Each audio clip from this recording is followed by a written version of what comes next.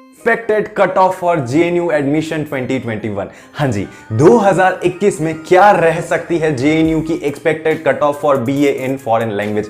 कितने minimum marks तुम्हें लाने पड़ेंगे जेएनयू में इस साल एडमिशन लेने के लिए, इस पूरे बात को bro to bro break down करके बताऊंगा, पिछले साल के कट ऑफ से कंपेयर करके बताऊंगा और वीडियो के एंड तक तुम्हें एक रफ आइडिया जरूर लग जाएगा फ्रैंकली स्पीकिंग कि तुम्हें इस साल कितने मार्क्स लाने पड़ेंगे एडमिशन लेने के लिए और क्या हो सकती है इस साल की expected cut off. So hey guys, this is me Mrinal Karmakar and you are watching your all new YouTube channel.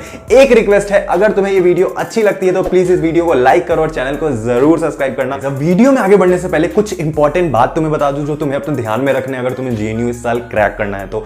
सबसे पहली बात कि अगर तुम जेएनयू बीए एंट्रेंस एग्जामिनेशन की इस साल की प्रिपरेशन कर रहे हो तो तुम चेकआउट कर सकते हो मेरे मिशन जेएनयू 2021 प्लेलिस्ट को, जहां पे मैंने सेक्शन वाइज बता रखा है इंग्लिश, करंट अफेयर, रीजनिंग या फलाना सब्जेक्ट्स को कैसे पढ़ना है टॉपिक वाइज। तो उस प्लेलिस्ट की लिंक में डाल देता हूं, उससे जाके तुम चेकआउट कर सकते हो। अब दूसरी बात कि अगर तुम्हें खुद से पढ़ाई करनी है, खुद से जेएनयू को क्रैक करना है बिना किसी क्लासेस के हेल्प के, तो तुम घर बैठ के उसकी तैयारी कर सकते हो।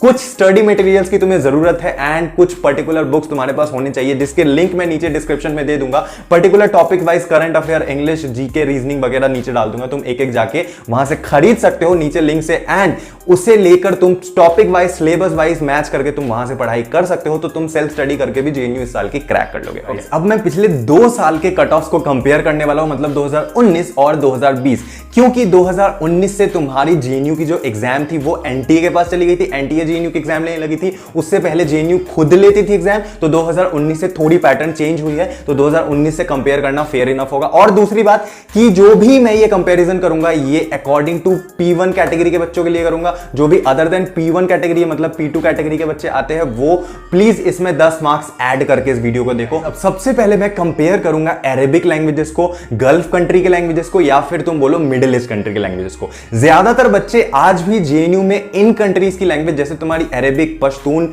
या फिर पर्शियन लैंग्वेज, इन्हें एज एन ऑप्शनल भरते हैं। नो डाउट, नो ऑफेंस, जिनको ये सब्जेक्ट में पर्टिकुलर इंटरेस्ट है वो तो लेते ही, ऐसा बात नहीं है, हर कोई ऑप्शनल पे लेता है। बट ज्यादातर बच्चे practically speaking, bro to bro speaking, अगर मैं अंदर की बात बताऊं, इसीलिए ज्यादातर बच्चे फेल करते हैं क्योंकि उन्हें एनी हाउ जेएनयू में एडमिशन लेना होता है, क्योंकि इनकी जो कट ऑफ्स होती है वो थोड़ी सी कम होती है अदर देन तुम्हारे जो जर्मन लैंग्वेजेस होते हैं, यूरोपियन लैंग्वेजेस होते हैं या फिर एशियन लैंग्वेजेस होते हैं। ओके, तो एशियन और यूरोपियन के कंपैरिजन में इनकी कट ऑफ थोड़ी कम जाती है, इसलिए बच्चे भरते हैं। तो सबसे पहले इन्हें कंपेयर करते हैं फटाफट से।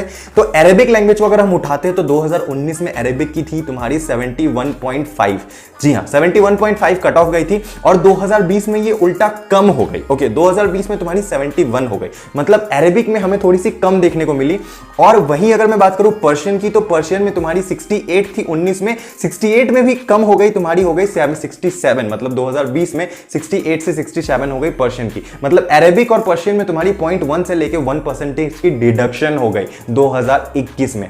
अब अगर मैं बात करूं तुम्हारी पश्तून लैंग्वेजेस की, तो पश्तून लैंग्वेजेस में 65.5 थी 19 में, 2019 में, और डायरेक्ट 70 हो गई, मतलब तुम्हारी 4.5 मार्क्स से बढ़ गई 2020 में। तो तुम्हारी, हमारी अरेबिक और तुम्हारी पर्शियन में घटी है और तुम्हारी पश्तून में बढ़ गई। ऐसा क्यों हुआ, मैं इसके पीछे एक रीजन बताता हूं। देखो, सिंपल सा लॉजिक है, कोई भी लैंग्वेजेस की कट ऑफ कैसे बढ़ जाती है, कैसे घट जाती है, इसका एक बेसिक फंडा, बेसिक फॉर्मूला ये है, number of students applying in that particular language. हाँ जी, किसी भी लैंग्वेजेस की अगर डिमांड ज्यादा हो रही है, अगर ज्यादा से ज्यादा बच्चे उस पर्टिकुलर लैंग्वेज को फिल कर रहे हैं तो उसकी डिमांड बढ़ते चली जाएगी।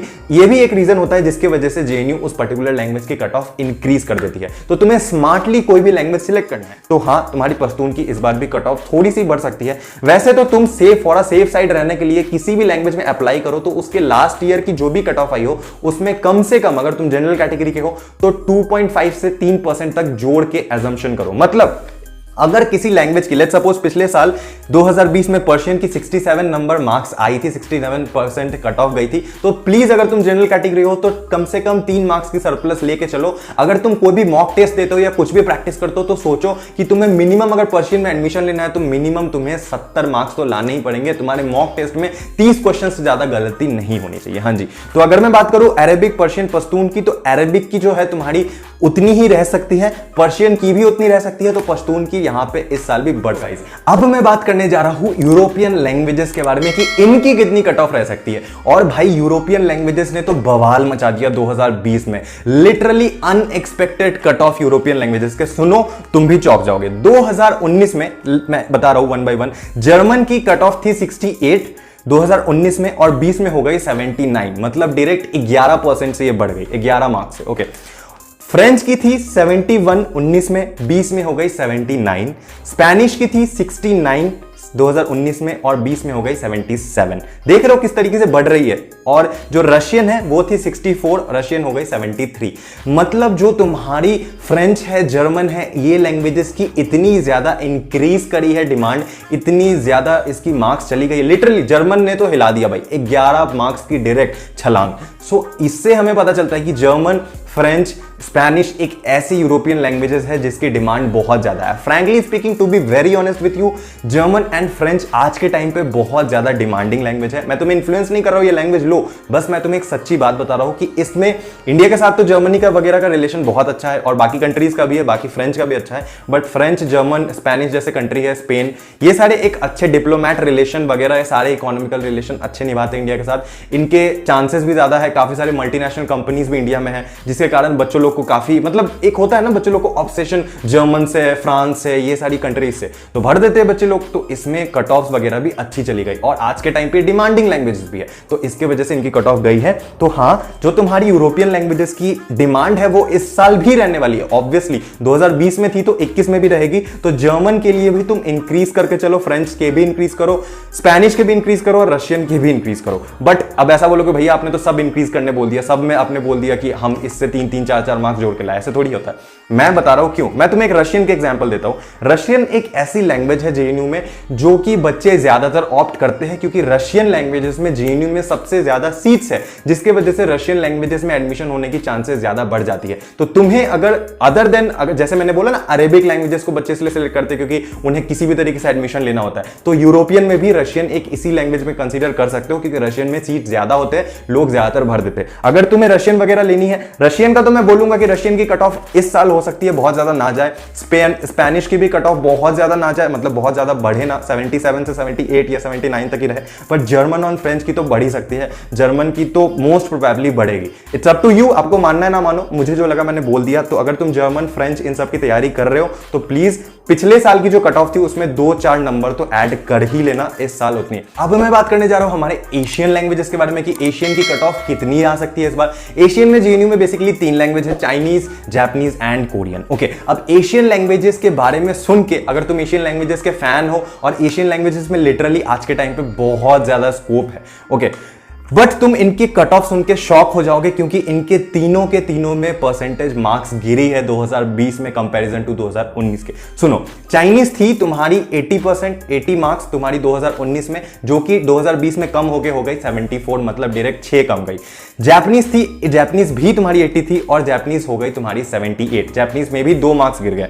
और कोरियन थी तुम्हारी 79 और कोरियन हो गई 77, मतलब कोरियन में भी 2 मार्क्स गिर गए। हाँ जी, अब तुम बोलोगे कि तुम सोच रहे हो कि भैया इन लैंग्वेजेस की तो मार्क्स गिर रही है, क्या इनकी डिमांड नहीं है? सबसे पहले मैं तुम्हें एक्सक्यूज दे देना चाहता हूं, चाइनीज के लैंग्वेज के बारे में क्लियर कर देना चाहता हूं। To be very honest, practically speaking, Chinese languages की डायरेक्ट डिमांड इसलिए गिरी है चाइनीज लैंग्वेज की, क्योंकि चाइना के साथ इंडिया का रिलेशन बहुत खराब हो गया। इंडिया क्या है, पूरा वर्ल्ड लेवल में चाइना का रिलेशन काफी सारे कंट्रीज के साथ खराब हो गया 2020 में एकदम से, जिसके वजह से चाइना का फायदा मिला तुम्हारी कोरियन कंपनीज को, कोरिया कंट्री को, साउथ कोरिया मेनली, और तुम्हारे जापान को बहुत ज्यादा फायदा हुआ। यूएसए जैसे कंट्री, ये सारी चीजें तुम्हें यही सारी चीजें ध्यान से सुनो, ये तुम्हें काम आएगी किसी लैंग्वेज को सिलेक्ट करने में। मैं ब्रो टू ब्रो बता रहा हूं, ऐसे कोई भी नहीं बताने वाला है तुम्हें। तो जो तुम्हारी चाइनीज थी, इसकी जो कट ऑफ थी ये कम गई, बहुत कम गई, क्योंकि ये तो कम नहीं थी, मुझे पता है। नंबर ऑफ स्टूडेंट्स इसमें बहुत कम अप्लाई करने लगे पिछले साल, क्योंकि ऑब्वियसली मैंने बता दिया diplomatic relation and economical relation खराब हो गए। जो तुम्हारी जापानीज थी और कोरियन थी, उनके गिरने का रीजन जो भी रहा हो फलाना, मैं उस पर कमेंट नहीं करना चाहूंगा, बट मैं इतना बताऊंगा, इस साल जो कोरियन लैंग्वेजेस की डिमांड है भाई, लिटरली कोरिया की जो कट ऑफ है वो थोड़ी बहुत बढ़ सकती है। अब ऐसा मत सोचना कि बीटीएस की वजह से बढ़ेगी, जो भी बीटीएस के फैन है, बहुत सारे रीजन है, क्योंकि चाइना के बाद कोरिया को बहुत ज्यादा लिटरली इकोनॉमिकल सेक्टर में भी फायदा हुआ है, तो कोरियन लैंग्वेजेस में काफी ज्यादा स्कोप है। एंड एज वेल एज तुम्हारी जापानीज में भी उतनी ही डिमांड बढ़ गई है। बट मैं तुम्हें एक बात बता दूं कि कोरियन, जापानीज या फिर चाइनीज ये एक ऐसे लैंग्वेजेस है जो कि थोड़े ज्यादा डिफिकल्ट होते हैं कंपैरिजन टू तुम्हारी यूरोपियन लैंग्वेजेस। अगर तुम्हें इन्हें पढ़ना चाहते हो, इनमें स्कोप तो बहुत ज्यादा अच्छा है, बट ये लेवल ऑफ डिफिकल्टीज की ज्यादा है। कट ऑफ की अगर मैं बात करूं तो एजम्पशन लगा लो कि इसकी कट ऑफ तुम्हारी कोरियन की तो बढ़ सकती है फॉर श्योर, जापानीज की भी थोड़ी बहुत बढ़ सकती है, चाइनीज की बढ़ने की चांसेस कम है। चाइनीज हो सकता है कि कम ही रहे इस साल भी, क्योंकि चाइना के साथ रिलेशन अभी भी अच्छा नहीं है। बच्चे लोग ये सोच के भी चाइना को फॉर्म नहीं भरते। सो दैट्स इट गाइस, जितना हो सकता था मैंने पूरी तरीके से ब्रेक डाउन कर दिया। बाकी आगे के लिए तो मैं तुम्हारे साथ हमेशा हूं। और एक इंपॉर्टेंट बात कि अगर तुम जेएनयू की तैयारी कर रहे हो तो तुम हमसे ज्वाइन कर सकते हो हमारे क्रैश कोर्स के लिए फ्रॉम AICUEP, जहां पे तुम्हें 499 रुपीज काफी ही कम प्राइस में सारे नोट्स, स्टडी मटेरियल, गाइडेंस, सारी चीजें, लाइव क्लासेस मिलती है ऑनलाइन A to Z जब तक तुम्हारी कोर्स कंप्लीट पूरी की पूरी नहीं हो जाती है। सारी डिस्क्रिप्शन, कॉन्टैक्ट नंबर, कैसे जुड़ना है, कैसे कॉन्टैक्ट करना है, सारी मैं डिस्क्रिप्शन में दे दूंगा। तुम कॉल करके, व्हाट्सएप करके, कुछ भी करके अपने आप को रजिस्टर कर सकते हो बहुत ही कम प्राइस में। इट्स अप टू यू, लेना है नहीं लेना है, इट्स अप टू यू। मेरा काम था मुझे बताना, मैं बता दिया। So thank you for watching this video. I love you guys. इस तरीके के कंटेंट में और लाते रहूंगा। चैनल को जरूर सब्सक्राइब कर लेना because I love you. Tata bye.